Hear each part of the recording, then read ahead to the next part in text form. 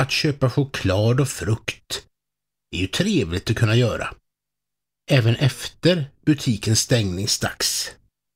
Det ökar ju tillgängligheten.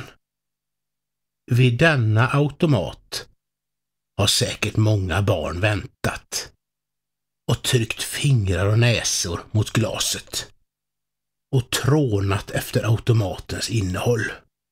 De har säkert även letat här på marken runt automaten i hopp om att hitta ett mynt att stoppa i denna. Allt för den åtråvärda chokladen. Allt för den åtråvärda chokladen. Tänk, en gång i tiden så var det inte tillåtet för affärer att ha öppet på söndagar och inte heller på kvällarna. Affärstidslagen från 1939 hindrade affärernas uppehållande på kvällar och på söndagar. Men då kom utomhusautomaterna som en räddning. Om denna automat vet jag ingenting, men den är nog som så många andra varuautomater byggd av Omfors fabriker i Malmö. Den är en mycket tung konstruktion i alla fall, som kräver att flera personer hjälper till och lyfter om denna ska flyttas. Och de tunga facken ramlar ner utan någon bromsning, så det gäller att inte lägga fingrarna emellan här i giljotinen om man vill ha fingrarna kvar. Choklad och frukt för mellan 10 och 50 öre. Och belysning och allt finns i automaten. Och tänk vilket arbete som har lagts ner på ornamenteringar här runt myntfacken. Denna automat lyste nog fint upp nattmörkret eller vintermörkret en gång i tiden. Det måste nog vara 1950-talet då, med tanke på priserna. Det var innan 1970-talets inflation, då det blev problem med automaterna, då dessa inte kunde hantera högre priser än 9 kronor, vilket ledde till att de flesta av dem försvann. Men å andra sidan så var det inte lika nödvändiga längre efter att affärstiderna blev fria 1972. Men vänta här nu.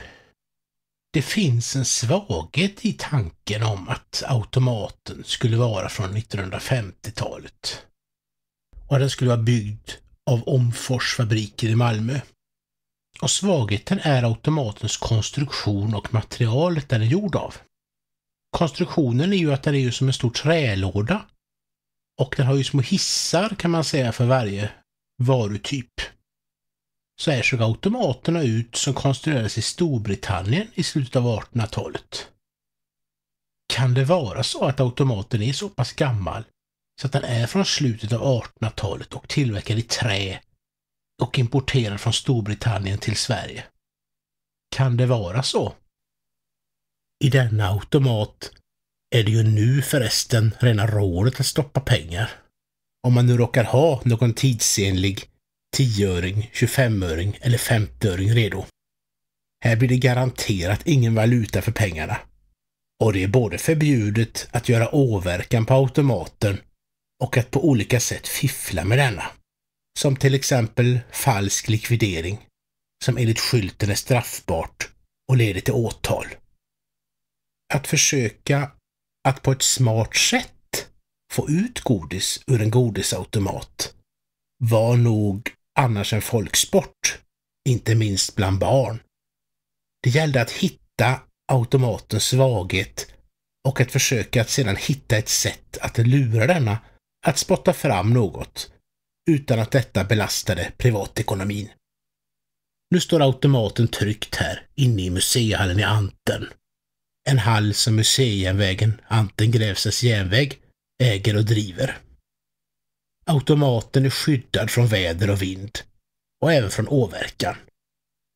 Men någon försäljning av choklad och frukt via automaten är det dock dåligt med.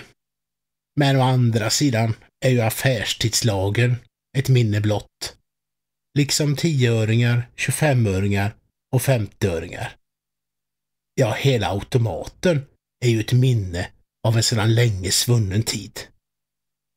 Visst skulle det passa bra med en chokladbit eller ett äpple nu kanske?